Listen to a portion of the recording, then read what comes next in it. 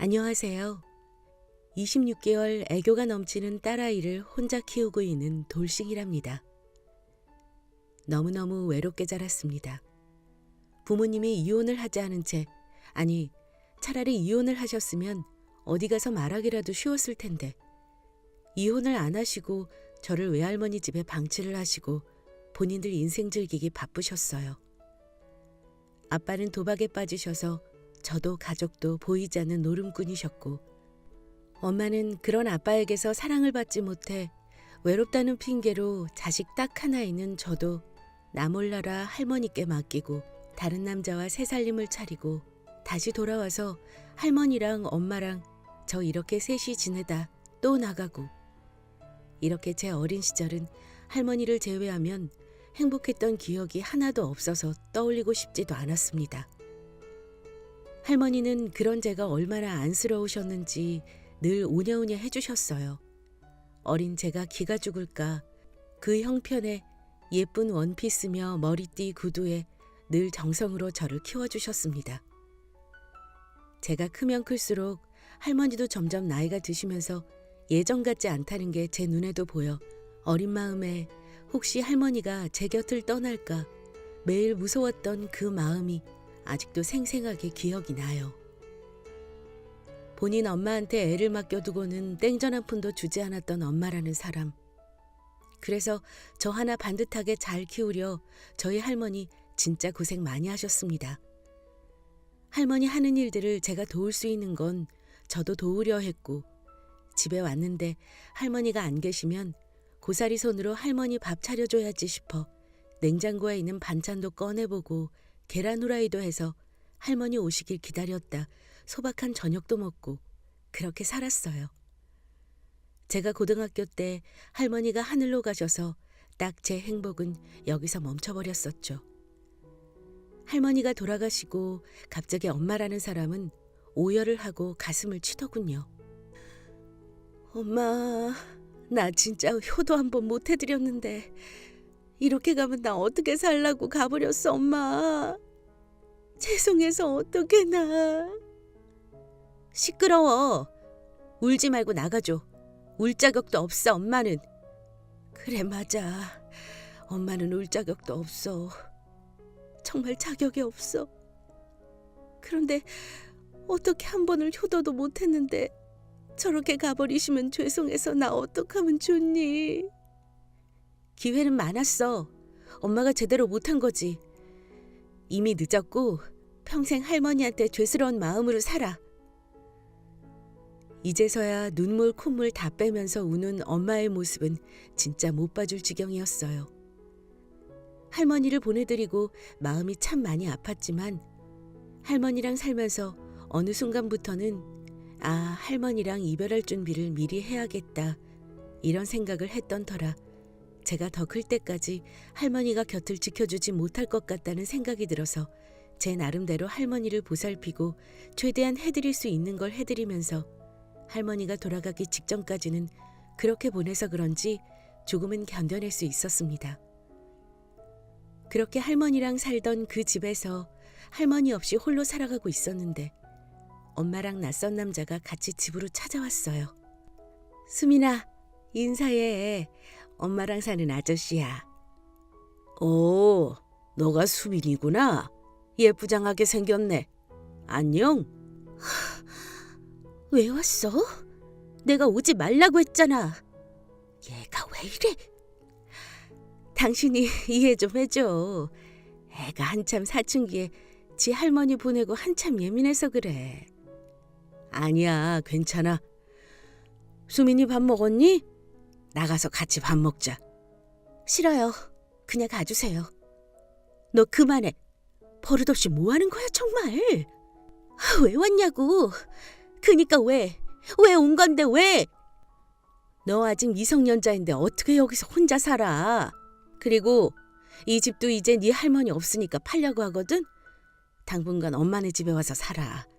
곧 성인 되고 대학 가면 어차피 기숙사 쓸 수 있으니까 그때 나가면 될 것 같고. 이 집을 왜 팔아? 엄마 진짜 어디까지 하려고 그래. 할머니 돌아가신 지 얼마나 지났다고 벌써 집을 팔아. 소름 끼친다, 엄마 진짜. 어차피 쓰지도 않을 집인데 빨리빨리 처분해야지. 아무튼 빨리 짐 싸. 이제 금방 나갈 거야. 역시 최악이었던 엄마라는 사람은 이 집을 팔면 나오는 돈이 꽤 있을 테니 그걸로 본인이 좀 떵떵거리고 살겠지 싶었나 봐요.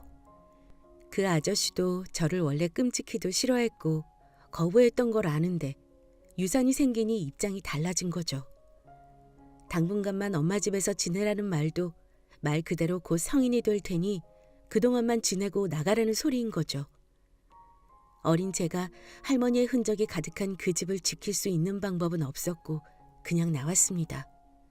사실 할머니께서 저에게 남겨주신 게 있어요. 그 돈을 보고 며칠을 부여잡고 울었는지 모르겠는데 통장과 그 안에 고이 적혀있던 편지 한 장. 수민아, 이거 비밀번호 3790 이거다. 할미 죽으면 네 엄마가 너 안 챙겨줄 거다. 이걸로 작은 집 구해서 살아. 내 손녀딸 수민아, 할미가 오래 함께 못해줘서 미안하다.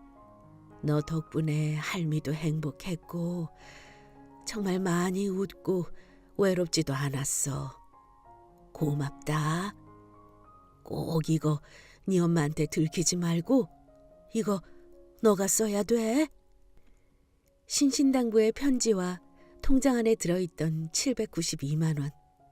절대 쓰지 않고 간직하겠다고 생각했지만 현실은 그러질 못했습니다. 우선 제가 있어야 할 집이 필요했어요. 그래서 무작정 타지로 가서 부동산을 돌아다녔고 미성년자라 계약이 어렵다는 곳이 너무 많았지만 어찌저찌 사정사정해서 작은 원룸 하나를 구하게 되었습니다. 그렇게 200에 30, 제 첫 자취방이 생기게 되었고 처음 하는 계약의 거래에 너무 복잡하고 무서웠지만 이제 시작이니 너무 겁먹지 말자고 스스로 다독이고 위로했습니다. 할머니 집에서 거의 엄마를 피해 도망치듯 온 곳이라 제 간단한 옷, 신발 같은 짐 말고는 아무것도 챙겨온 게 없어서 생활에 필요한 것들을 최소한으로 사서 지냈어요. 나름 상위권의 성적을 자랑하던 제가 자퇴생이 되었고 제가 할 수 있는 저를 받아주는 곳에서 그냥 일만 하고 살았습니다. 그렇게 차곡차곡 돈을 무작정 모았고 성인이 되어서는 공장에 들어가 생산진 일을 하면서 더 큰 돈을 벌고 모을 수 있게 되었습니다. 목표는 딱 하나였어요. 어디서 기죽지 말고 사람답게 살자는 게 제 목표였어요. 남들이 보면 무슨 그런 목표가 다 있어 이렇게 말씀하시는 분들도 계시겠지만 전 그 당시에는 말 그대로 사람답게 살고 싶었어요. 그렇게 전 남들보다 더 열심히 사회생활을 하게 되었고 처음에는 적응하는 데 힘이 들었지만 시간이 알아서 해결해 주더군요. 이제는 무엇을 하든 혼자서도 척척 잘할 수 있게 되었고 인생 살면서 처음으로 한 남자를 만나 사랑이라는 것도 하게 되었어요. 제가 그 남자를 만나면서 제 슬픈 과거, 아픔, 외로움 등을 털어놨었는데 그 사람은 저를 피하지 않고 절 아껴주고 온 마음을 다해 저를 사랑해줬고 그런 그 사람에게 저는 마음이 많이 가더라고요. 결국 그 사람과 살림을 합쳐 동거를 하게 되었고 24살에 결혼을 하게 되었습니다. 그 사람에게는 홀아버지가 계셨는데 저에게 너무나도 따뜻하게 대해주셔서 할머니가 아닌 또 다른 사랑을 받으며 행복하게 지냈어요. 워낙 불안정한 상황 속 누구의 허락도 필요 없이 식도 올리지 않고 그렇게 한 결혼이지만 제가 행복한 게 제일 중요하다고 생각을 하여 그 행복으로 하루하루를 살았습니다. 남편도 저 못지않게 착실하게 돈을 모으며 사는 사람이라 저희는 나이에 비해서 꽤나 많은 돈을 가질 수 있었고 수월하게 집 마련과 가전들도 채울 수 있었어요. 남편은 둘이 사는 게 좋다고 했지만 저는 또 그렇게 따뜻한 아버지가 혼자 계시는 게 너무 마음에 걸려서 그냥 합가를 하자고 제안을 했고 세 식구가 함께 살았습니다. 하지만 그런 행복 나날들도 잠시 어느 날부터 남편이 이상해지기 시작했어요. 자꾸 평소 하지 않던 돈을 달라고 강요하기 시작했고 일도 무단으로 나가지 않아 회사에서도 잘리는 상황까지 되어버렸어요. 불안했습니다.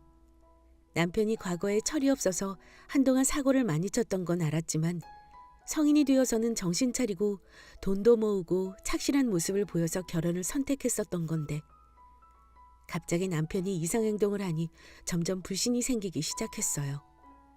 어느 날은 아버지가 저를 불러서 이런 말을 하셨습니다. 아유, 아무래도 지훈이가 도박에 다시 손댄 것 같다. 일을 어쩌면 좋냐? 도박이요? 도박, 무슨 도박이요? 아버지, 저는 처음 듣는 말인데. 그 전에 사고 쳤다는 게 도박이었다. 그걸로 돈도 말아먹고 집도 말아먹고 한동안 너 만나면서부터 정신 차리고 사람 된 것 같더니 다시 손대는 것 같다. 친아빠가 도박으로 미쳤던 걸 알고 있어서 제 인생에서 가장 싫어하는 도박과 바람이었는데 그중에 도박이라니 믿을 수가 없었어요. 아니겠지, 아닐 거야를 속으로 100만 번을 더 삼키면서 남편을 기다렸습니다. 오빠, 얘기 좀 하자. 무슨 얘기? 갑자기? 나 또 나가봐야 되는데. 오빠, 혹시 요즘 도박해? 맨날 공장에서 그렇게 일해서 언제 성공하냐? 인생 한 방이야. 수민아, 나는 니네 아빠처럼 그렇게 정신 팔고 하는 거 아니고 체계적으로 하는 거니까 그냥 믿고 기다려줘. 도박이 나쁜 게 아니야. 무식한 인간들이 전자상 걸고 한탕 노려서 그런 거지. 도박이 나쁜 게 아니고 다 그렇게 돈을 벌 수 있으면 누가 힘들게 일을 해서 돈을 벌겠어. 오빠, 제발 지금이라도 멈춰. 오빠도 전에 망해봤잖아. 제발 그만해. 우리 아이도 낳고 그렇게 살아야지. 애는 뭔 돈으로 키우냐? 전에는 내가 못 모르고 해서 그 꼴 난 거고 이제는 다르다니까. 아무튼 너도 적금이랑 있는 거 좀 깨고 나한테 투자를 할 생각을 해. 닥달하지 말고. 자꾸 아빠랑 쌍으로 닥달하면 나 집 나가버릴 테니 그만 바가지 긁는 게 좋을 거야. 그렇게 말을 하더니 그날 이후부터는 오히려 솔직히 다 내게 말을 해서 감출 게 없어서인지 눈치도 안 보고 하루 왼종일 아니 며칠씩 집을 비우면서 도박을 하기 시작했습니다. 오빠, 진짜 미친 거 아니야? 지금 5일 만에 들어와서 한다는 소리가 돈 달라고? 미친 것 같아, 정말. 그만하라니까. 아우씨, 진짜 좀 달라고. 그게 있어야 잃은 거 다시 따올 수 있다니까. 넌 왜 이렇게 말귀를 못 알아쳐먹니 정말. 본인 수준에서 쓸 수 있는 돈을 다 쓰고 나니 이제 저를 닥달하기 시작했고 제가 잠깐 집을 비운 사이 제가 여태 모은 제 돈을 다 들고 도박장으로 갔더군요. 결국 그것마저도 돈을 다 잃었는지 마트에서 소주 5병을 사들고 와서는 혼자 안주도 없이 술을 마시기 시작하였습니다. 오빠, 진짜 미쳤어? 그 돈이 어떤 돈인데, 정말 어떤 돈인데? 그걸 지금 다 날린 거야? 사람이야? 정말 왜 그래? 언제까지 이럴 건데? 이제 우리 뭐 먹고 살아? 아이, 진짜 그거 얼마나 된다고. 내가 알아서 한다니까. 나도 이렇게 살고 싶어서 그런 줄 알아? 우리 집에 재산이 있냐? 아님 너네 집에 돈이 있냐? 넌 네 엄마한테도 버림받았잖아. 어떻게 두 집 구석 중에 한 군데라도 멀쩡한 데가 없어? 그러면서 술에 취하기 시작하면 집안을 부수는 건 기본에 저 정말 개패듯 때리기도 했어요. 그걸 아버지가 말리시다 크게 다치시기도 하고 이렇게 살다간 죽겠다는 생각도 들어서 결국 저는 이혼을 결심하게 됐습니다. 웃기고 슬펐던 건 남편하고만 사이가 안 좋았을 뿐이지 시아버지랑 저는 정말 친모녀 사이라고 믿을 만큼 서로 위해주고 서로 버팀목이 되어주며 지내왔어요. 하지만 그 버팀목이라는 것도 남편이란 놈의 행동이 도가 지나치다 보니 그 버팀목도 도려내야만 제가 살 수 있을 것만 같았습니다. 이렇게 헤어지는 게 너무 속상했지만 아버지 또한 아가, 내 생각은 그만하고 어서 도망가. 도망가서 이혼 신청해. 그래야 네가 살 수 있을 것 같다. 지금 저놈은 사람이 아니야. 짐승이야, 짐승. 눈에 애비도 마누라도 보이지 않을 만큼 정신 나간 놈이라고. 그러니 내가 이렇게 빌마. 어서 여기서 떠나. 그리고 가서 새 인생을 살도록 해라. 이렇게 말씀하셨습니다. 결국 저는 남편을 더 이상 감당할 수가 없어 시아버지 말씀대로 도망을 가서 이혼 소송을 진행하였고 3개월 만에 완전히 갈라설 수 있게 되었습니다. 하지만 남편하고만 남남이 됐을 뿐이지 시아버지하고는 예전처럼 지냈습니다. 시아버지와 따로 만나 식사도 같이 했고 아버지를 따로 저희 집에 모셔서 종종 식사 챙겨드리고 그렇게 지냈습니다. 이제 다시 새 출발하고 나도 잘 살아보자. 다시 시작하자는 마음이었는데 임신 사실을 알게 되었고 딱 언제인지 알겠더라고요. 정말 원치 않았던 그 시간에 딱 그날이 이런 결과를 불러오다니 절망했습니다. 그런데 한편으론 이 아이 정말 잘 보듬어서 잘 키워서 나와 평생을 함께할 수 있겠다 싶었어요. 아버지께는 말씀을 드렸고 기쁨의 눈물과 속상함이 더해져 한참을 오열하시더라고요. 이거 절대 말하지 말아라. 지금은 너도 안정이 필요한데 임신 사실 알면 어떻게 달려들지 모르니까 절대 비밀로 해야 한다. 알겠지? 네, 아버지. 저도 그렇게 생각해요. 오빠는 절대로 모르게 아이 지켜야 할 것 같아요. 아버지는 홀몸도 아닌데 혼자인 제가 걱정이 되시니 과일부터 시작해서 이것저것 사다 주시고 저를 정말 매일같이 챙겨주셨습니다.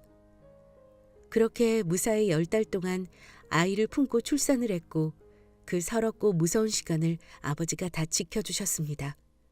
문득 출산을 앞두고 엄마가 생각이나 수소문 끝에 연락을 해보긴 했어요. 엄마, 나 수민이야. 어디서 뭐하고 살아? 너 나랑 연 끄는 거 아니야? 왜 궁금한데 그게? 아니, 그냥 사실 나 아이를 가졌거든. 이제 곧 출산하는데 괜히 엄마가 보고 싶더라고. 그렇게 싫고 미웠던 엄마인데 엄마도 나 이렇게 품고 낳았겠다 싶고. 너는 나쁜 기집애야. 그렇게 도망가고 엄마가 어땠는 줄 알아? 내가 아무리 너한테 못난 엄마라지만 네가 어디에서 사는지 죽었는지도 모르고 살았던 엄마 심정을 알아? 엄마가 너무 싫었어. 미안해. 엄마는 독한 년이잖아. 어디서든 잘 살아. 걱정하지 마. 너나 잘 살아. 잘 살고 있는 거야? 몸은 어때? 너 가졌을 때 입덧이 그렇게 심해서 고생했는데. 나도 입덧이 너무 심해서 힘들었는데 막달이니 몸 힘든 거 말고는 괜찮아. 엄마, 나 애 낳고 한번 보러 와.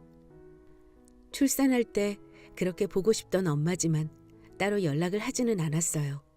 문득 그리웠던 거지 용서를 한 건 아니기에 그렇게 아이를 낳고 너무 다행히게도 저를 쏙 빼닮아서 신기하고 경이로웠습니다.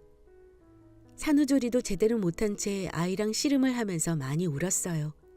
제가 너무 서툴러서 아이가 힘들어하는 게 보이고 도움을 청할 곳도 없고 아버지도 잘 모르시고 이때 엄마가 오셔서 많이 도와주셨고 엄마랑 아버지도 처음에는 엄마가 극도로 싫어하셨지만 마음을 열고 아버지랑 제 모녀 같은 사이로 지내는 이 관계를 이해해 주셔서 나름 불행 중 다행인 상황으로 그 속에서 느껴지는 행복함을 느끼며 살게 되었습니다.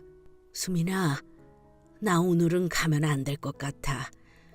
저 자식이 요즘 맨날 어딜 그렇게 가냐고 하는데 뭔가 알고 말하는 건지 뭔지 찜찜하다. 집에서 나가지도 않고 나 감시하는 것 같네. 아버지, 저 괜찮으니까 걱정 말고 쉬세요. 무슨 일 있으면 전화 주시고요. 그렇게 아버지는 며칠간 오시지 못했고 혹시라도 전 남편이 제가 출산한 걸 알게 될까 봐 너무 무서웠습니다. 그래도 엄마가 곁을 지켜주셔서 조금은 든든하긴 했어요. 엄마, 이런 상황인데 혹시 오빠가 나 애 낳은 거 알지는 않겠지? 갑자기 와서 깽판 칠까봐 조금 무서워. 야, 이수민, 이런 걸로 쫄지 마. 네 엄마 있잖아. 내가 보통 사람이야? 와서 깽판 치기만 해. 내가 죽여 그 새끼는. 걱정 마. 그렇게 한 일주일을 아버지가 못 오셨던 날, 오랜만에 뵙게 되어 서로 너무 반가워하고 있는데 갑자기 초인종이 울리더라고요. 전 남편의 얼굴이 인터폰 화면에 뜨는 순간 진짜 바닥에 주저앉았습니다. 아버지랑 엄마는 상황 파악을 하시고는 아이랑 저랑 방에 들어가 있으라고 했지만 제가 엄마께 아이를 맡기고 나갔어요. 아이가 놀라지 않게 엄마가 방에서 봐주시고 그 시간 동안 거실에 보이는 아이용품들을 최대한 아버지가 방에 옮겨주시기로 했습니다. 분명 이 사람은 문을 부수고라도 들어올 것을 알기에 최대한의 방어였죠. 여기가 어디라고 찾아왔어? 왜 왔어? 야, 집안에 누구 있냐? 문 열어, 부수기 전에. 왜 이래 정말? 갑자기 뭐 하는 짓이야? 불쑥 찾아와서. 야, 이년 진짜 또라이네. 너 지금 내가 모를 것 같아? 원래 너처럼 부모 없이 큰 새끼들은 사랑만 주면 상대가 누구여도 다 해발레 하냐? 아니, 대체 무슨 말을 하는 거야, 오빠? 내 입으로 말하기도 더럽네. 문 열어봐. 안에 누가 있는데 왜 쪽팔려? 네가 생각해도 더럽지? 이 사람은 지금 아이의 존재가 아니라 아버지랑 저와의 관계를 불륜으로 확신하고 현장을 덮치러 온 거더라고요. 참, 생각하는 거 하고는 너무 더럽고 어이가 없었지만 무엇보다 안에 아이가 있고 아이가 놀랄까 봐도 걱정되고 이 사람이 알아서도 안 될 것 같던 찰나에 아버지가 문을 여셨어요. 안 돼. 아버지, 문 닫아요, 빨리. 너 들어와서 앉아라. 소리 그만 지르고. 얼씨구. 왜? 아들 여자 뺏어서 놀아나 놓고 할 말이 있어? 그래, 드러나 보자. 아니, 걷기도 힘든 노인네가 뭔 힘이 있다고. 이야, 대단하다, 대단해. 우리 집 완전 콩가루 집안이네. 이야. 지윤아, 수민이 아이 낳았다. 평생을 혼자서 외롭던 애가 아이를 낳았는데 그 순간에도 또 혼자라 너무 마음이 아프더라. 너는 사람 되게는 글러먹었고 수민이는 무슨 죄고 애는 또 무슨 죄냐? 그래서 아빠가 살아있는 동안에는 수민이랑 아이한테 이모까지 다 해주려고 가라고 한다. 의심이 되거든 물어보면 되었고 너 혼자 대체 어떻게 그런 생각을 해서 이렇게 찾아와서 난리를 치는지 모르겠지만 너가 이런 자식이니까 꽁꽁 숨기라고 아빠가 시켰다. 그게 무슨 말이야? 지금 애를 낳았다고? 너 바른 대로 말해봐. 아빠 말이 맞아 지금? 그제서야 저희 집을 둘러보는데 급히 숨기려 해도 아이 키우는 집인 게 숨겨지지는 않죠. 그리고 엄마가 아이를 안고 나오셨어요. 너구나. 내 딸 눈에서 피눈물 뽑은 게. 너 다 안다며. 나 엄마 자격 없는 사람인 거. 그런 애를 그렇게 데려갔으면 행복하게 해줬어야지. 나쁜 놈아. 너는 내가 용서 못해. 엄마는 오열하시며 그 사람에게 욕을 퍼부었고 그 사람은 멍하니 아이를 바라보더라고요. 수민아, 너 혼자 이렇게 나한테 말을 했어야지. 말하면 뭐가 달라지고? 난 이미 오빠란 사람의 본 모습을 봤어. 내 돈 다 가져가고 나 때리고 패고 욕하고 그런 사람이 다시 잘해보겠다고 한들 누가 같이 살아. 아이가 있는 한 더더욱 너랑 못 살아. 달라질 건 아무것도 없어. 이제 와서 아빠 노릇 절대 하지 마. 오빠는 살던 대로 살아. 우리 근처에 얼씬하지도 말고. 아니, 내가 어떻게 살아, 수민아. 나도 지금 혼란스러우니까 나한테 시간을 조금만 줘. 아니, 달라질 게 없다니까. 오빠가 생각하고 말고 할 게 없어. 당장 나가줘, 내 집에서. 오열을 하며 싹싹 빌고 이렇게 갈 수는 없다며 정신을 차리겠다, 다시 잘해보자 하더군요. 아버지랑 저도 잘 지내고 맞다.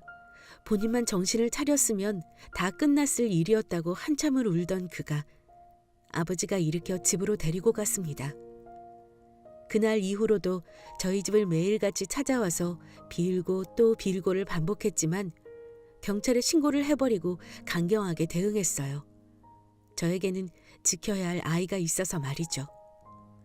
저러다 언제 눈이 뒤집혀 또 저를 괴롭힐지 몰라서 급하게 집을 내놓고 한동안은 엄마네 집으로 피신해서 아이와 지냈고 이사를 해버렸습니다. 혹시 또 아버지를 미행하다 주거지가 들킬까 싶어서 아버지도 집으로 모시지 못하고 엄마 집에서 만나거나 따로 만나서 아이를 보여드렸죠. 수민아, 내가 참 못났었더라. 너 그렇게 아프게 살아온 사람인 걸 내가 잘 알면서 가장 큰 상처를 너에게 줬어. 웃기지만 나 너랑 헤어지고 너 정말 많이 그리웠다. 내가 정말 사랑한 여자니까 땅을 치고 후회해봤지만 도박이라는 게 너무 끊기가 힘들어서 쉽게 돌아오지 못했어. 나 지금 도박 중독 치료도 받기로 했고 정상적으로 일해서 먹고 살려고 노력하고 있어, 수민아. 당장은 아니더라도 시간을 조금만 갖고 우리 다시 함께 사는 게 맞지 않을까? 내가 이렇게 살아있는데 왜 아빠 없는 아이로 키워? 우리 둘 다 부모가 없다는 게 얼마나 서러운지를 알잖아. 수민아, 제발 마음 좀 돌려봐줘. 오빠는 어머님이 안 계시니 부모가 없다는 서름을 안다고 표현하겠지만 난 부모가 있는데 사람 같지 않은 부모가 있다는 게 얼마나 고통스러운지를 알아. 그래서 더더욱 오빠와 함께 할 필요가 없어.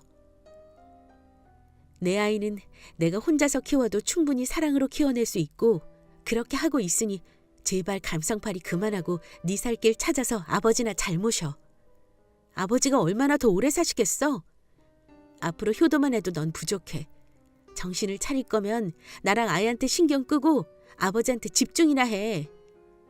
이사도 했고 연락처도 바꿔버리고 당장 소통할 수 있는 게 없어서 저한테는 직접 뭔가를 하지는 않지만 아버지를 통해 들은 그는 성실했던 모습을 되찾고 있다고 해요. 다행이죠. 아버지가 이제는 더 이상 그런 모습을 보지 않아도 되니까. 그치만 전 그 사람과 함께하는 일은 죽어도 없습니다. 약간 불안한 마음이 늘 있기 때문에 변호사를 통해 현재 상황에 대해서 상담도 해봤고 만일의 상황을 대비하면서 그렇게 살고 있어요. 마지막 순간까지도 힘들었던 제 삶에 다시금 용서를 구하듯 엄마 노릇을 해주는 엄마가 돌아왔고 아빠의 빈자리를 채우려 노력하시는 아버지가 계시고 무엇보다 제 목숨과 바꿔도 아깝지 않을 제 딸이 있어서 두렵지만 버티고 엄마는 강하다라는 말을 늘 새기며 아이를 잘 지키고 바른 아이로 키워보려고 합니다. 제 사연을 봐주셔서 감사하고 지금 힘든 순간이신 분들 저 같은 사람도 극복하고 살아가니 힘내시길 바래요.